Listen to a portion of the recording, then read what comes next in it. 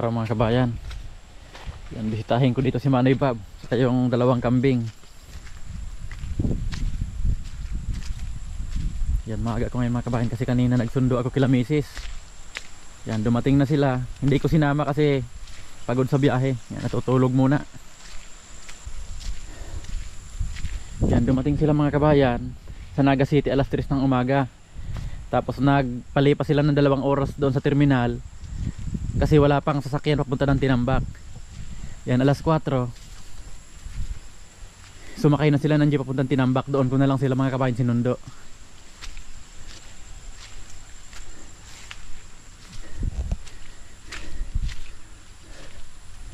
Ayan, may mga motor dito mga kabayan. May kalabaw, ayan.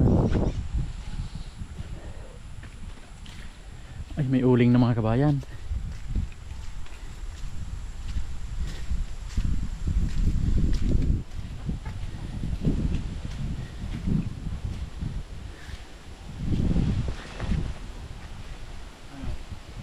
Ayan mga kabayan si Manoy Bob. Ay iyo, si kuha mayo mang kuryente.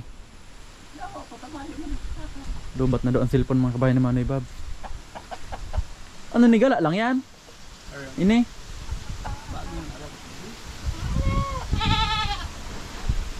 Yung manok namin mga kabayan nawala daw yung 8 sisiw.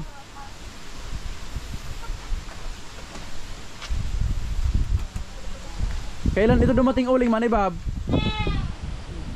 Nagdigdagig din na sikli nagkuan ng 2 sako.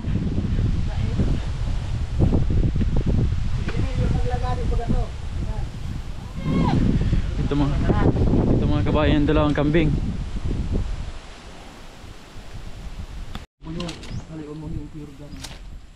Yan, ito na mga kabayan si Puro. Ang lakas kumain oh. Dahon ng langka ang paborito niya. Kaya nag-order na ako mga kabayan ng kuan nila, ng pamurga. Makikita nyo, payat.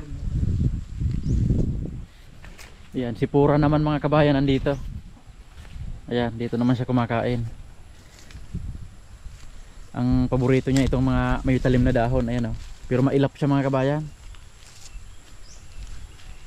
Yan, si Clean mga kabayan sa si Biboy sumunod. Yan, kukuha daw sila ng baon ng nyog panggatong. Kasi laging maulan, mahirap magsindi ng panggatong. Sige boy, punta na kayo doon boy para makauwi agad tayo. Yan, si Manoy Bob mga kabayan nandito lang gumagawa ng itak. Ayan o.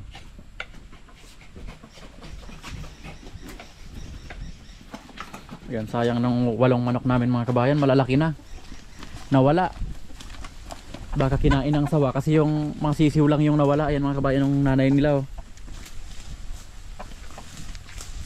Ayan oh.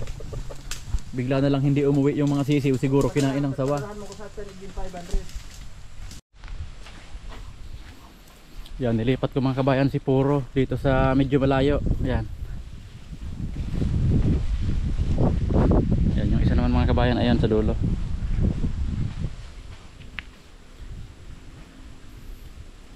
Yan, ang bala ko mga kabayan gawa ng kulungan nila dito. Kasi dyan mga kabayan, pag magtatanim na kami banda dyan, yan, sa isang side na yan. Dito naman sa isang side na to, dito ko naman yung mga alaga namin. Yan, nagpakuha na ako ng kahoy. Yan, paunti-unti lang mga kabayan sa ngayon kasi hindi pa gaanong maganda yung kuwan dito. Panahon, laging maulan. Yan, dito ko ilalagay yan mga kabayan oh. Yan, mga damong yan oh. Gustong gusto ng kambing yan. Yan, di bali ito pa lang yung nakukuhang kahoy na gagamitin sa kulungan ng kambing ito. Tapos ngayon kumukuha ng haligi. Sabi ko yung mahahaba kasi yung kulungan kako ng kambing may sahig. Okay na siguro yung mga 150 cm. Tapos may bubong pa kaya mga dapat mahaba kako. Yan dito mga kabayan, yan kinakain ng kambing yan. Tapos yung medyo matataas na papaputol ko para yung hindi naabot ng kambing. Yan, dyan. Diba doon ako banda papagawa ng kulungan mga kabayan. Tapos babakuran hanggang doon. Yan, pero paunti-unti mga kabayan, habang hindi pa natatapos, kuwan muna, nakatali muna sila. Yan, di bali dalawa lang muna ang kambing mga kabayan. Susubukan ko kung dadami. Yan, ang lawak naman ng paglilipat-lipatan mga kabayan dyan, oh. Siguro gagawa ako dalawang partisyon. Ngayong linggo dito sila, sunod na linggo sa kabila. Yan, kasi dalawa lang naman sila, matagal naman yung maubos kahit maliit lang. Isang linggo, kabila isang linggo.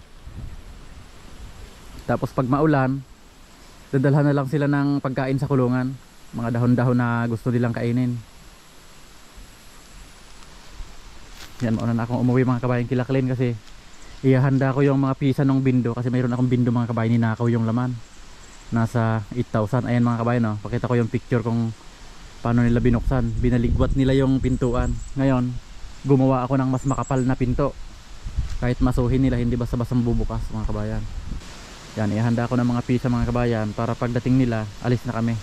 Yun muna yung uunahin ko kasi sayang din mga kabayan yung income.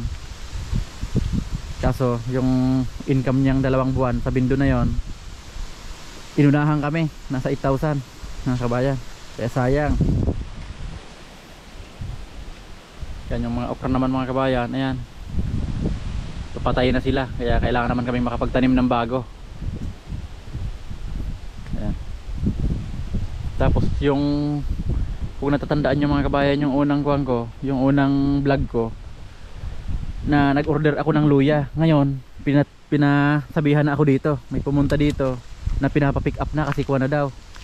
Kumbaga pwede nang anihin, natutuyo na yung mga dahon. Kaya pinasabihan ako dito na kunin na. Yan, ayun na pala mga kabayan sila Klin, oh. Doon na dumaan sa kabila. Sige, susunod na ako. Yung uling. Boy! Yung uling. Yan. Ayan, papunta dito mga kabayan. Sabi ko magdala ng 2 sakong uling. Kaya mga kabayan, sa susunod na mga araw, pag maganda yung panahon, pipick upin na namin yung luya. Kaso ang problema, wala kaming naihandang pagtataniman kasi laging ang umuulan, halos araw-araw. Ayan mga kabayan. Kaya pag pinick up namin yon, kasi hindi naman pwedeng hindi pick upin kasi order namin yon, magbubungkal-bungkal na lang kami dito, o yung iba ay bubuhaghag lang para hindi siya mabulok. Yan, ang mabilis mga kabayan na pwedeng pagtaniman nito dito, kasi dati nang malinis. Yan. Yan, itong side na to. Yan, pero yung bala ko naman talaga doon, banda doon. Pero ito na yung dito ko na ilalagay yon kasi ito na yung malinis. Kung dyan pa sa kabila, matatagalan. Yan, dito sana mga kabayan, okay na dito. Yan, makikita nyo, kunti na lang yung linisin. Ang problema naman dito mga kabayan, pag may naliligaw na kalabaw, yung batang kalabaw, kasi ang nakatali lang naman yung nanay, yung mga anak minsan gala-gala. Kaya yung mga naabutan ko ditong kalabaw, pinagsabihan ko yung may-ari, nakako, tingnan naman nila kasi may mga tanim akong nyug dyan. Hindi nyo lang kakukita kasi medyo tumaas na yung damo. Ngayon mga kabayan, oh, yung malinis, lumitaw yung mga nyug. Ayan, ayan mga kabayan, mga tinanim ko yan hanggang doon. Ayan, yung iba hindi na naglalagay ng kalabaw dyan sa malapit. Yan, uwi muna ako mga kabayan, kasi kasuhin ko muna yung bindo na mailagay namin kasi sayang yung income. Pagkatapos nun, yung luya naman yung isusunod kong asikasuhin kasi naghihintay yung pinag-orderan namin. Yan, yan ang mga uling na yun mga kabayan. May buyer na ako dyan, pipick upin na lang yan dyan. Mag-chat na lang sa akin yan kung kailan niya kukunin. Dito naman si Manoy Bob. Pero kuwan pa lang yan mga kabayan, kalahati pa lang yan. Mayroon pa akong paparating yan. Alas ganyan din karami. Yan, uuwi na ako mga kabayan.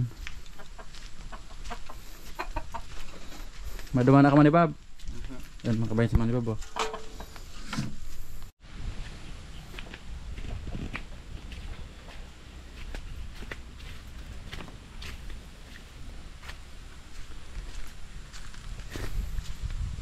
Pauwi na ako mga kabayan. Sila Klin, nakita ko pumunta doon. Siguro doon nila binagsak yung baon ng nyog. Pero sabi ko magdala ng uling, kumuha dito 2 sako. Kasi may nag-order sa akin mga kabayan. 2 sako. Pinapahatid na doon sa bahay nila.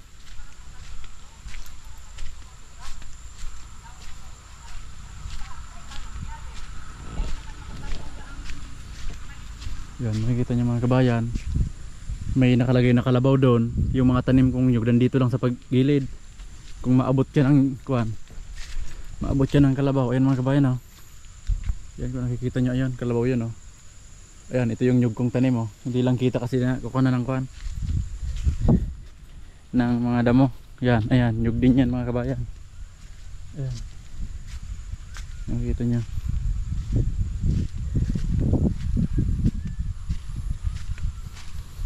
Ayan na si Clean, saka si Biboy mga kabayan, oh.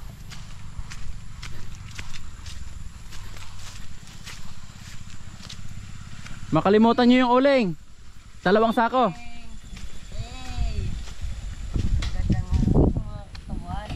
Paano kita ayawan? Ano, kulang pa to boy, tinambak natin dito.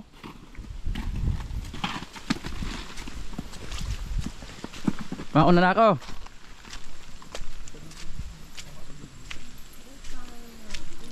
Ito yung kinuha nila mga kabayan, oh. Baon ng nyug to. Unang ilalagay yan bago kahoy. Kasi pag yung kahoy kasi ngayon mga basa, mahirap sumindi. Mga kabayan, ayan, uwi na ako. Itong bindong ito, ni-repair ko lang ito. Doon sa isang lugar dito sa amin mga kabayan, laging ninanakaw ang laman. Ayan, makikita nyo mga kabayan, MS plate na ito. Yan, halos 1/4 yung kapal nya. Yan, kuha na siguro to 5 bisis na binuksan nung iba. Kasi pag minsan mga kabayan, lagpas 1 buwan ako hindi pa ako nagbubukas. Ngayon ni-repair ko siya. Pinalitan ko nung linagyan ko lang ng mga bracket sa loob. Tapos binuksan ulit. Yan, kaya ang ginawa ko mga kabayan, kinapalang ko. Tapos may mga ilalagay pa ako dito sa padlock para hindi siya mapukpok. Wewildingan ko, may dala akong welding mga kabayan, oh. Ayan, oh. May mga bakal. I-welding ko na talaga ito doon kung saan ko ikakabit. Tatantarin ko ng welding dyan. Kasi yung may isa pa akong bindo dito mga kabayan, pati bindo dinala ito. Yan, hindi ko lang na vlog yung iba mga kabayan. Ito lang yung linagyan ko ng pinto na MS plate. Yan, 1/4 yung kapal. Yan, ngayon pag pinukpok nila ito, maririnig na sila nung pag minsan kasi mga kabayan umaalis yung may-ari. Kaya ngayon pag pinukpok nila ito, maririnig na sila ng kapitbahay. Yan. Yan, katulad nitong pinto ko dito mga kabayan, no? Hindi siya basta madudukot. Kasi dito pumapunta yung pira. Saka may camera ako dito mga kabayan. Ayan. Wala nga itong padlock mga kabayan, no? Makita niyo yung hindi sumusuot sa butas. Ayan, no? Madilim mga kabayan ito. Ayan. Ang pira niyan mga kabayan dito dumidiretso. Yan, wala lang padlock yan mga kabayan, no? Yan, yan gagawin namin ni Biboy ngayon. Si Clean mga kabayan pumasok, kaya kami lang dalawa ni Biboy. Yan, dito na kami mga kabayan. Dito dati nakalagay yan mga kabayan, no? Dito, ayan. Yan, dito ko na lang siya ilalagay sa labas, ganda dito. Para kung may magbukas man, makikita na ng mga kapitbahay.